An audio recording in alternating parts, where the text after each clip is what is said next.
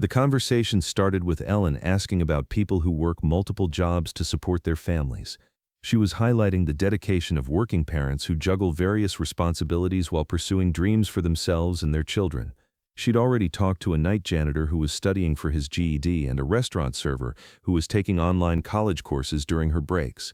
But when she noticed a woman in row 9 who had the tired but determined look of someone who worked hard but carried herself with quiet dignity, she had no idea that the next few minutes would reveal one of the most inspiring stories of education, empathy, and community service she'd ever encountered. "Ma'am, you look like someone who works very hard," Ellen called out, pointing to a woman who appeared to be in her early 40s. "What do you do for work?" The woman stood up with the careful posture of someone who spent long hours on her feet. She had dark hair pulled back in a practical ponytail, warm brown eyes that carried both fatigue and kindness, and the sort of steady presence that suggested reliability and strength. "I work at Martina's grocery store downtown," she replied, her voice carrying a slight accent that spoke of Spanish as her first language. "My name is Maria Gonzalez, and I've been there for 8 years. "Maria, what's your position at the grocery store?" "I do everything. Cashier, stock shelves, help in the deli, clean. Whatever needs to be done." Ellen walked closer to Maria's row, sensing there was more depth to her story than typical retail work. "That sounds like a lot of different responsibilities. Do you enjoy it?" Maria's expression became more thoughtful. "I'm grateful for the work, and I love helping customers, but what I really love is what I do during my breaks and after work." The studio audience was paying attention, understanding that Maria was about to share something meaningful beyond her regular job. "What do you do during your breaks?" Maria paused, seeming to consider how much to share. "I teach English to other immigrants in the parking lot behind the store." Ellen felt her interest sharpen. "You teach English classes?" "Not official classes, just helping. Many of my coworkers and customers are immigrants like me, and they struggle with English. During my 15-minute breaks, I help them with basic words, letters, reading."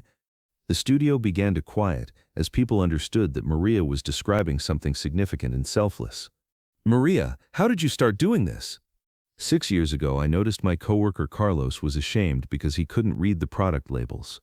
He's a smart man, a good worker, but he never learned to read English.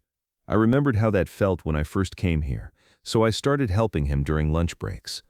Ellen made a decision that would transform this conversation into something much more profound. "Maria, would you come down here and tell us more about this?" Maria made her way down to the stage, and Ellen noticed how she moved with the quiet confidence of someone who had learned to navigate challenges with grace and determination.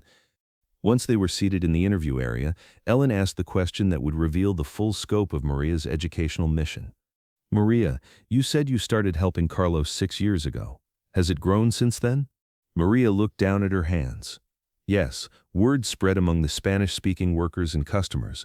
Now I teach maybe 10 to 15 people during my breaks, and on Sundays after church, I hold longer lessons in the parking lot." "How many people would you say you've taught over 6 years?" "I keep a notebook with names because I like to track their progress. Over 150 people have learned to read and write English with my help." The audience gasped audibly. Ellen stared at Maria in amazement. 150 people? Maria, that's incredible. What do you teach them?" "I start with the alphabet, then basic words, then simple sentences. Many of them can speak some English but can't read or write it. I help them with things like reading their children's school papers, understanding bills, filling out job applications." Ellen felt her heart swelling with admiration. "Maria, where did you learn to teach?" "I'm not a real teacher," Maria said modestly, "but I remember what it was like to feel stupid because I couldn't read English. I remember the shame, the fear of asking for help, so I teach with patience and kindness." "Tell me about your own journey learning English." Maria's expression became more emotional. "I came here from El Salvador when I was 22. I had finished high school there, but English was so different. I felt embarrassed going to stores, talking to my children's teachers, applying for jobs. It took me years to feel confident." Ellen leaned forward, completely absorbed in Maria's story. "What made you decide to help others instead of just focusing on your own advancement?" "Because I know the feeling of being invisible because you can't communicate properly. When you can't read or write in the language of your new country, you feel like you don't matter. I wanted other people to know they matter." Ellen stood up and walked to her desk, returning with a folder that her producers had somehow managed to compile during their conversation. "Maria, while we've been talking, my team has been making some calls. Do you know that you're famous in the Latino community here in LA? Maria looked surprised. Famous? Ellen opened the folder. We found dozens of social media posts about the angel teacher who helps immigrants learn English for free. People call you Maestra Maria. Maria's eyes widened with surprise and emotion. Ellen began reading from printed posts. This one says, Maestra Maria taught my husband to read English. Now he can help our children with homework and feel proud instead of ashamed. She flipped to another page. This post says, I learned to read English from Maria in a grocery store parking lot. Last month I passed my citizenship test because of her. Maria was listening with tears forming in her eyes. Ellen continued. And this one, Maria doesn't just teach letters and words, she teaches dignity and hope. She makes us believe we can become real Americans. Ellen set down the papers and looked at Maria. Maria, you're not just teaching English, you're helping people build new lives. I just want them to feel confident and capable, Maria said quietly. When you can read and write, you can advocate for yourself, help your children, pursue better opportunities. Ellen felt tears building in her eyes. Maria, tell me about some of your students. Maria's face immediately brightened. There's Carlos, the one I started with. He can now read all the product labels, help train new employees, and he got promoted to shift supervisor. Ellen was completely absorbed in Maria's storytelling. And there's Isabel, a grandmother who wanted to read bedtime stories to her grandchildren in English. She was so determined, practiced every day. Now she volunteers at their school library. How do your students react when they achieve these milestones? They cry, they hug me, they bring their families to meet me. But the best reaction is when they start helping other new immigrants. They pass on what they learned. Ellen stood up again. Maria, I want you to meet some people. From the wings of the stage walked a group that made Maria's face immediately light up with recognition and joy. Men and women of various ages, but all carrying themselves with the proud posture of people who had overcome significant challenges. Maria, these are some of your students from over the years, Ellen announced. The first to reach her was a man in his 50s who immediately embraced Maria with obvious emotion. Maestra Maria, it's Carlos, he said, his English clear and confident. I brought my promotion letter to show you. Maria hugged him tightly, tears flowing freely. Carlos, you sound so confident. I'm so proud of you. A woman in her 60s stepped forward next. Maria, it's Isabel. I brought pictures of me reading to my grandchildren. Maria knelt down to look at the photos, her face radiant with pride. One by one, former students shared their achievements with Maria, people who had passed citizenship tests, gotten better jobs, helped their children with homework, started their own small businesses, all because they had learned to read and write English in a grocery store parking lot. But Ellen had arranged something that would show Maria the even broader impact of her work. Maria, these people represent just a portion of those you've taught. But there's something else you should know. Ellen walked over to her desk and returned with more papers. We contacted several local organizations that work with immigrants, and they shared some remarkable information with us. Maria looked curious and slightly apprehensive. Ellen began reading. This is from the LA Literacy Council. Maria Gonzalez has achieved better English literacy outcomes with her informal parking lot classes than many formal programs. Her students show exceptional retention and confidence. She flipped to another page. And this from the Immigration Services Center. We've had dozens of clients who credit Maria's teaching with helping them pass citizenship exams, get better jobs, and integrate more successfully into their communities. Maria was staring at Ellen in amazement. They know about what I do? Maria, you've been providing essential education services that formal programs struggle to match. Your success rate is extraordinary. Ellen handed Maria one of the documents. This is a letter from the LA Community College District. They want to meet with you about formalizing your teaching methods and expanding your program. Maria was reading the letter with tears streaming down her face. But Ellen had more surprises. Maria, there's someone else who wants to meet you. From the audience stood a distinguished woman who walked onto the stage. Maria, this is Dr. Carmen Rodriguez, Director of Adult Education for LA Community College District, Ellen said as the woman approached. Dr. Rodriguez sat down with Ellen and Maria. Maria, what you've been doing in that parking lot represents the best of what adult education should be: accessible, respectful, culturally responsive, and incredibly effective. Maria looked stunned to be meeting such a high-ranking education official. We'd like to offer you a position as Community Education Coordinator, Dr. Rodriguez continued.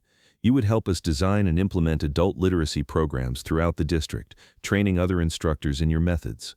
Ellen watched this conversation with growing excitement. The position comes with a full salary, benefits, and a budget to create learning spaces in grocery stores, community centers, and other accessible locations throughout LA, Dr. Rodriguez explained. We want to take your model and help it reach thousands more students. Maria stared at Dr. Rodriguez. You want to pay me to teach English? Maria, what you've been doing for free has been more effective than programs we spend millions on. We want to support you in doing it on a much larger scale. Ellen couldn't contain her excitement. Maria, do you understand what's happening? Your parking lot English classes are becoming an official education program for the entire community college district. Maria looked around at all the students who had come to thank her, at Dr. Rodriguez, at Ellen, trying to process the magnitude of what was being offered. I just wanted people to be able to read, Maria said, her voice barely above a whisper. Ellen stood up and made a statement that would encapsulate everything Maria's story represented. Maria Gonzalez thought she was just a grocery store worker who helped people with English during her breaks. But what she actually is an education innovator who proved that the most effective teaching happens when it's delivered with empathy, respect, and understanding of what students are really struggling with. But Ellen had one final revelation that would show Maria the true legacy of her work. Maria, there's one more person I want you to meet. A young woman in her early 20s stepped forward from the group of visitors, approaching with obvious emotion and purpose. Maria, I'm Elena Morales. You probably don't remember me, but you changed my family's life when I was 16. Maria looked at Elena carefully, trying to place her. My mother Carmen was one of your students 5 years ago. She was so ashamed that she couldn't read English, couldn't help me with homework, couldn't communicate with my teachers. Elena's voice grew stronger as she continued. You taught her not just to read but to believe in herself. You showed her that being an immigrant didn't mean being less intelligent. Maria's eyes began to fill with tears as she started to remember Carmen. But here's the most important part. Watching my mother gain confidence through your teaching inspired me to pursue education too. I just graduated from UCLA with a degree in education, and I start my master's program in ESL teaching next month. Elena turned to address the studio audience. Maria didn't just teach my mother English, she showed our whole family that education is possible at any age, that it's never too late to learn, that there are people who will help you achieve your dreams. She turned back to Maria. Maria, I'm going to spend my career teaching English to adult immigrants because you showed me how transformative that work can be. Maria was sobbing now, overwhelmed by learning how her simple desire to help had influenced someone's entire career path. Ellen felt tears streaming down her own face. Maria, do you understand what Elena is telling us? Your English lessons didn't just help individual immigrants. They inspired a future teacher who will help thousands of people learn English. Elena added, Maria, you taught me that the most important education happens when teachers meet students where they are, literally in parking lots, figuratively in their fear and shame, and offer knowledge with kindness. Ellen addressed the studio audience. Ladies and gentlemen, what we're witnessing is the true power of education delivered with empathy. Maria thought she was teaching English letters and words, but she was actually teaching confidence, dignity, and the belief that everyone deserves to communicate effectively in their new home. She turned to Maria one final time. Maria, you've proven that you don't need a classroom or credentials to be a real teacher. You just need knowledge, patience, and the understanding that education is about more than information. It's about helping people believe in their own potential. As the show wrapped up, Maria was surrounded by the students whose lives she had changed, the education professionals she had inspired, and Elena, whose career path had been shaped by witnessing Maria's dedication. 6 months later, the Community English Learning Program, based on Maria's parking lot model, was operating in 50 locations throughout Los Angeles. Maria worked with community colleges to train volunteer instructors in her methods of respectful, patient, culturally sensitive teaching. Elena Morales had indeed started her master's program and was conducting research on informal learning environments, specifically studying how Maria's parking lot classes achieved such remarkable success rates. And every day when Maria went to work coordinating education programs throughout the city, she carried with her the knowledge that her 15-minute break lessons had grown into something that was helping thousands of immigrants build better lives through literacy. Because Maria had learned something that changed how she thought about education and service. that the most important lessons aren't always taught in formal classrooms, but wherever a caring teacher meets a motivated student and says, "You can learn this, you matter, and your dreams are worth pursuing." And sometimes the most powerful classroom is a parking lot where someone believes in you enough to teach you that you belong in your new country, one letter at a time.